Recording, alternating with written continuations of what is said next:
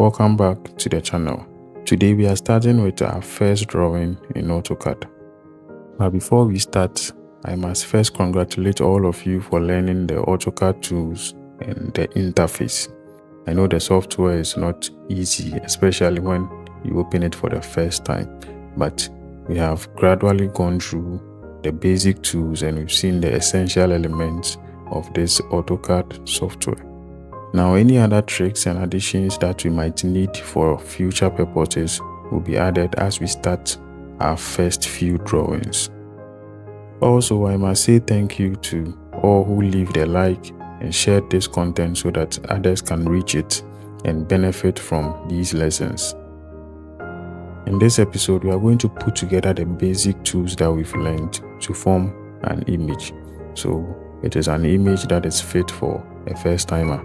No complications, just how to put together the basic tools to form one object. However, I would like us to understand these few things. In drawing, there is not one single way or a right way to do anything in AutoCAD. There are several ways to get the same effect once you know what you are doing. And to draw efficiently, you would have to choose whether you are using this style or that style. Because for the same drawing, someone might start from the left, another person will start from the top, but we all get the same effect at the end. But to draw faster and then to be more efficient, I would recommend that you get to know different drawing styles, get to know different tools and how to use them. And all of that put together makes you a more efficient engineer. So this is what we are drawing today. A dumbbell which is shown from the front and from one end. We are going to use the basic line tools that we've learned to get all of these drawings. Now if you look at this drawing, depending on where you start, you might finish earlier than what I would do. But because this is our first drawing, I'm going to use the basic and simple ways to achieve this drawing. So this is what I see. I see a rectangle that has lines inside them. Some of the lines are visible, some are hidden.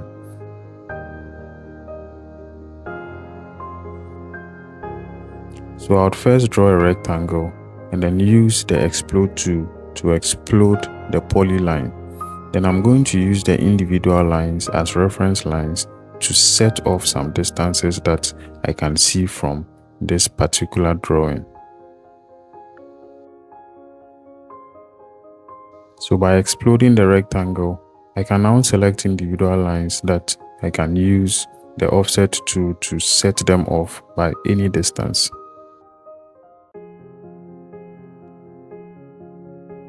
So I'm first going to draw the two weights on the dumbbell by setting off their distances from the right and from the left.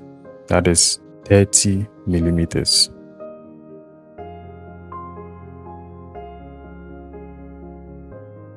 And the next thing I'll do is to set the 4 millimeter gap that actually creates the chamfer at the edges of the dumbbell. So realize without using any distances or any calculations, I'm just using the offset tool to just create a skeleton for my drawing.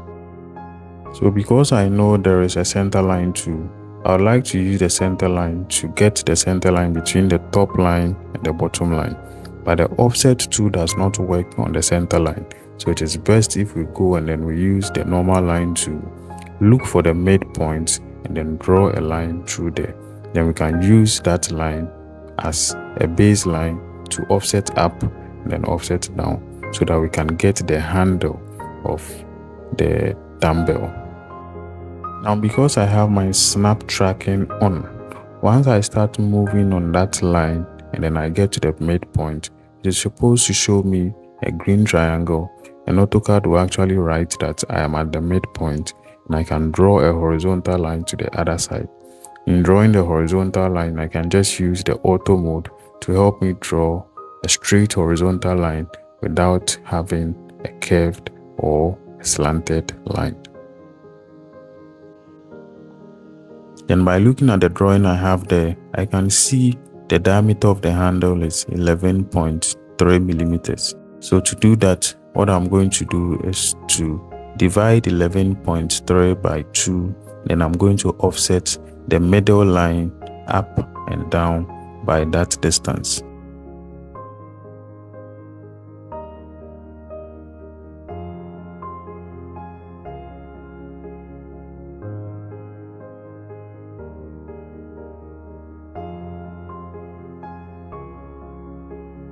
Then instead of using the chamfer tool, I'm going to use a simple or a lazy way to get the chamfer, because I can see the distance given for the chamfer from the top is 5 millimeters. So I'm going to offset the top line down by 5 millimeters, and then the bottom line also up by 5 millimeters.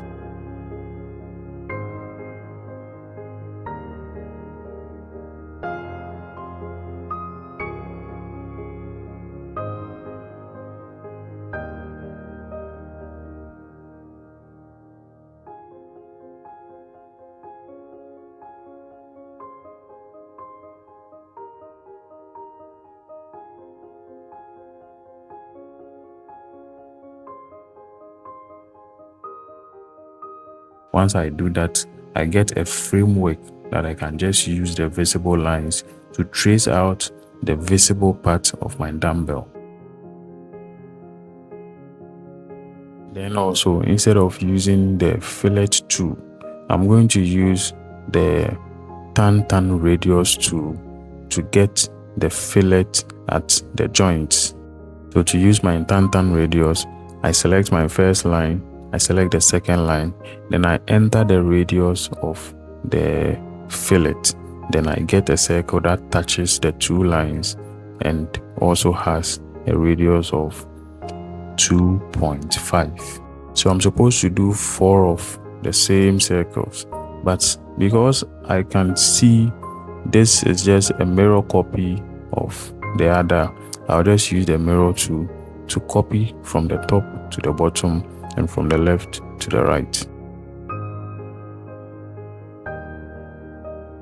The mirror tool will ask me for a mirror line, and I just provided a mirror line, and it just mirrors to the other side of the dumbbell. So like I said from the beginning, because this is our first drawing, I would just like us to use the basic tools just to get the same effect that if we used other tools we would have gotten.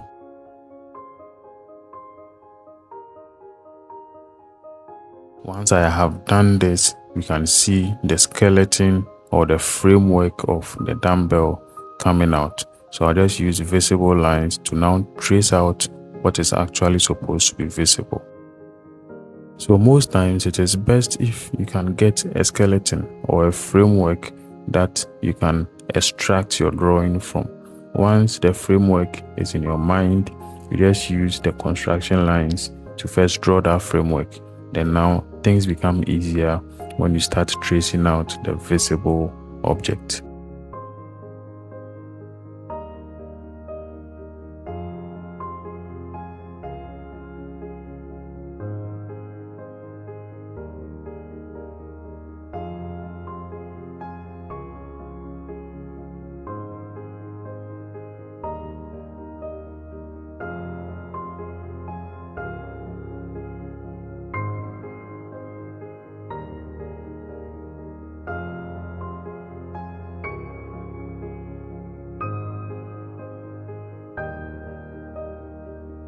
So I'm just going to convert my circles from the construction line layer to the visible line layer. Then I'm going to trim the parts of those circles that I don't actually need.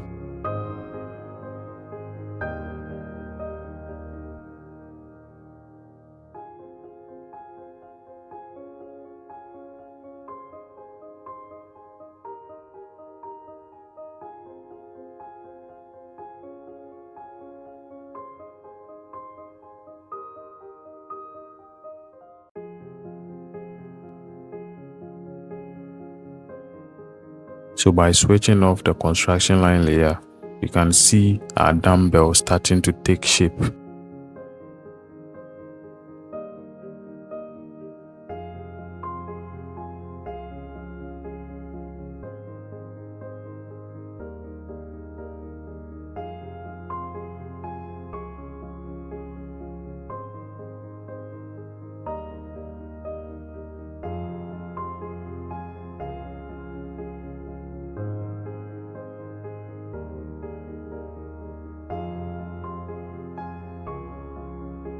So once I put a center line which has no dimension, I can just click on it, hold it from any end, and then just stretch it out to any length that I want, and it will not affect my drawing.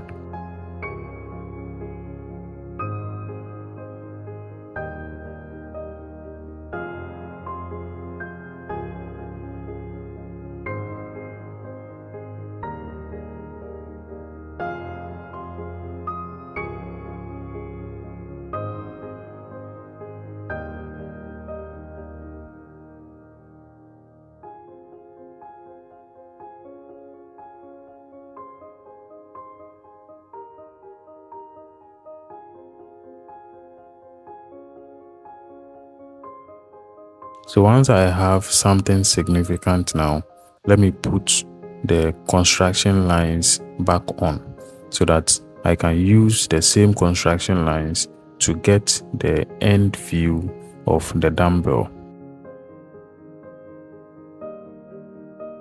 Now all that I'll do is to use the construction lines and then stretch them out to the right, or I'll just draw lines from all the points where the construction lines end to the right. So that I'm going to use that to draw the polygon that shows the end point of the dumbbell.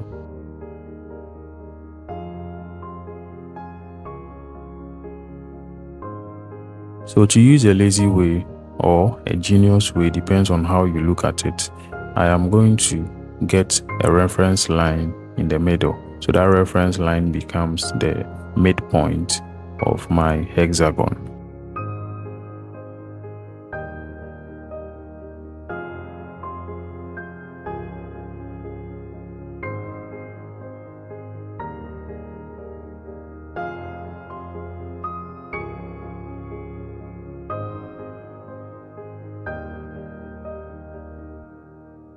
So just for illustration purposes, I'm creating a special layer for points, and then I want to make that blue.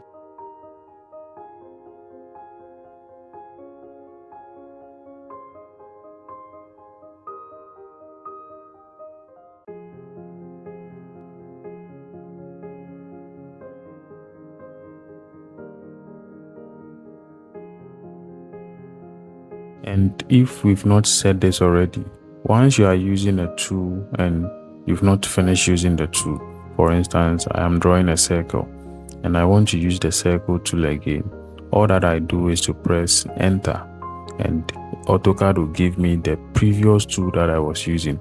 So for instance, if I was using a line and I have ended or I have stopped using the line, if I want to draw a line again, I don't have to go back to the line command or type the line command. All that I do is press enter, and then I can start drawing another line.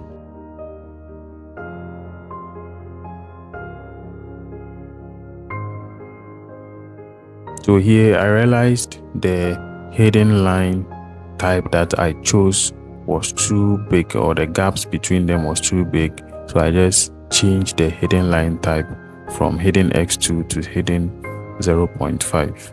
So you can always make changes to your layer as you draw, just to show or to have the right thing on paper.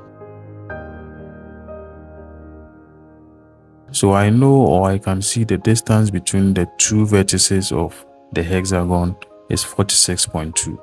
So I am going to offset my reference line 23.1 to the right and 23.1 to the left, so that at least I have a reference point, or I know where the hexagon is supposed to start and end. Then from the image, I can see the angles between any of the vertices is 60 degrees. So I'm first going to try to create 60 degrees angles around, so that by moving 6 times, I can get my 360 degrees. So that is one way of doing it. Like I said, there are different and other ways of doing things, because what I see and what you see might be different. There is an easier way to do this by just using the polygon tool. But let's go through the basics. Let's use the dimensions that we've been given to first get what we want, then we'll look at how to use the polygon tool.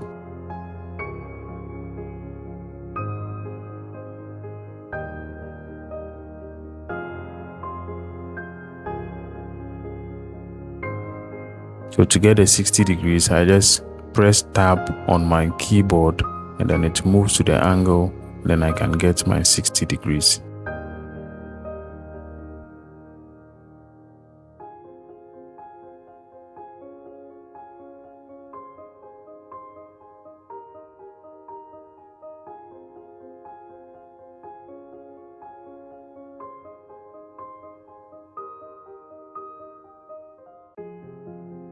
So this is one way of doing it, a simple but a long method of doing it. But then there is a polygon tool, like we said. You can just use the polygon tool, and if we know how to use the tool, we can get the same effect.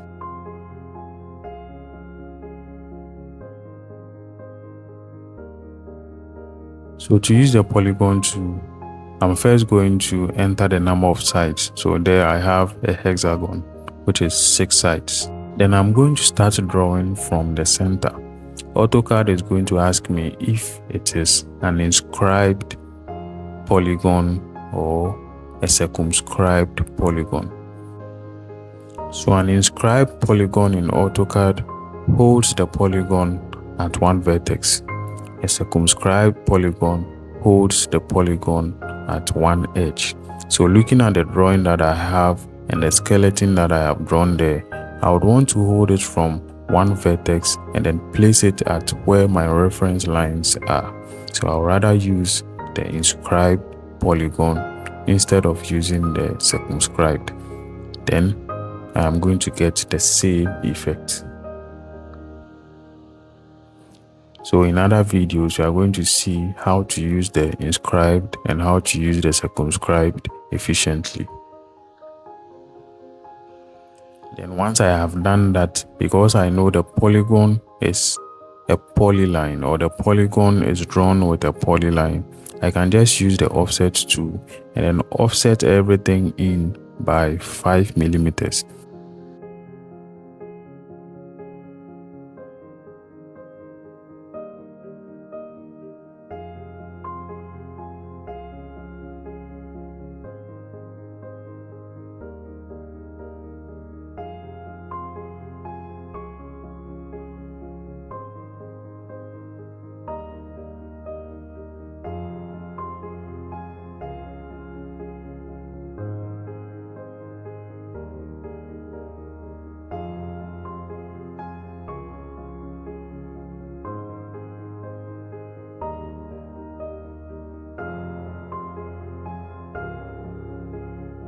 And after we have seen that we've been able to reproduce the drawing on paper in AutoCAD, we can just start to dimension our drawing. So we've learned about the different dimensions options that we can have.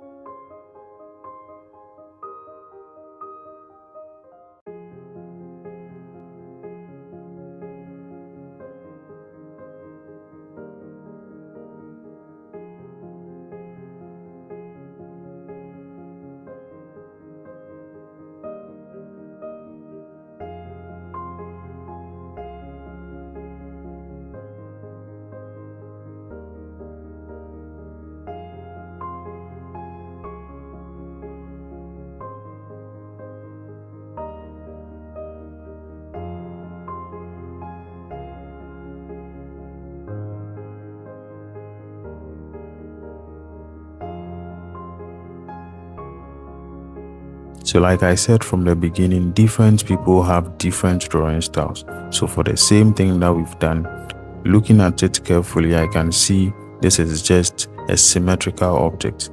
I can just draw one side and then mirror it so that I have the full object without going through the trouble of drawing the whole skeleton and then bringing out the object. So let's look at another way of doing this by just drawing one side or half of the object, and then we are going to use the mirror to just copy or mirror it to the other side.